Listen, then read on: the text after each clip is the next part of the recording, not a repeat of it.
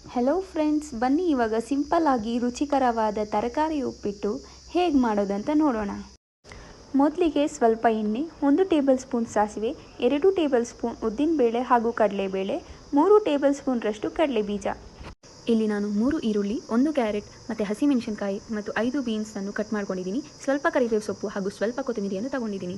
ಮತ್ತು ಇಲ್ಲಿ 1 ಟೊಮೆಟೊ ಚಿಕ್ಕದಾಗಿ ಕಟ್ ಮಾಡ್ಕೊಂಡಿದ್ದೀನಿ. ಫಸ್ಟ್ ನಾವಿಲ್ಲಿ ರವೆಯನ್ನು ಚೆನ್ನಾಗಿ ಫ್ರೈ ಮಾಡ್ಕೋಬೇಕು. ಅದಕ್ಕೆ ಒಂದು ಪಾತ್ರೆಯಲ್ಲಿ ರವೆಯನ್ನು ಹಾಕಿ ಅದಕ್ಕೆ ಸ್ವಲ್ಪ ಎಣ್ಣೆಯನ್ನು ಬಿಟ್ಟು ಚೆನ್ನಾಗಿ ಮಿಕ್ಸ್ ಮಾಡಿ.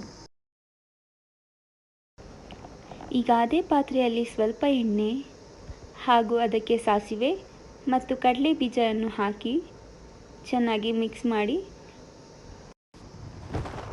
ಈಗ ಕಡಲೆಬೇಳೆ ಹಾಗೂ ಉದ್ದಿನಬೇಳೆ ಹಾಕಿ ಫ್ರೈ ಮಾಡ್ಕೊಳ್ಳಿ. ಫ್ರೈ ಮಾಡ್ಕೊಂಡಿದ್ದ ನಂತರ ಈರುಳ್ಳಿ ಹಾಕಿ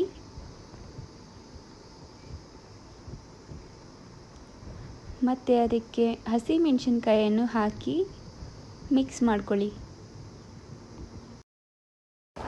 ಈಗ ಅದಕ್ಕೆ ಕ್ಯಾರೆಟ್ ಮತ್ತು ಬೀನ್ಸನ್ನು ಹಾಕಿ ಹಾಗೂ ಕರಿಬೇವು ಸೊಪ್ಪನ್ನು ಹಾಕಿ ಮಿಕ್ಸ್ ಮಾಡಿ. ಈಗ ರುಚಿಗೆ ತಕ್ಕಷ್ಟು ಉಪ್ಪು, ಟೊಮೆಟೊ ಹಾಗೂ ಸ್ವಲ್ಪ ನೀರನ್ನು ಹಾಕಿ ಅದನ್ನು ಬೇಯಲು ಬಿಡಿ. ಈಗ ನಮಗೆ ಉಪ್ಪಿಟ್ಟಿಗೆ ಬೇಕಾದಷ್ಟು ನೀರನ್ನು ಹಾಕಿ. ನಾನಿಲ್ಲಿ 4 ಗ್ಲಾಸ್ರಷ್ಟು ನೀರನ್ನು ಹಾಕ್ತಾ ಇದ್ದೀನಿ. ಇಲ್ಲಿ ನಾನು ರುಚಿಗೆ ತಕ್ಕಷ್ಟು ಉಪ್ಪನ್ನು ಹಾಕ್ತಾ ಇದ್ದೀನಿ. ಈಗ ಅದಕ್ಕೆ ಪ್ಲೇಟನ್ನು ಮುಚ್ಚಿಕ್ಕಿ ಬೇಯಲು ಬಿಡಿ. ಈಗ ಕುದಿಯುವ ನೀರಿನಲ್ಲಿ ನಾವು ಫ್ರೈ ಮಾಡಿಕೊಂಡಿರುವಂತಹ ರವೆಯನ್ನು ಹಾಕ್ತಾ ಇದ್ದೀನಿ. ಚೆನ್ನಾಗಿ ಕಲಿಸಿ.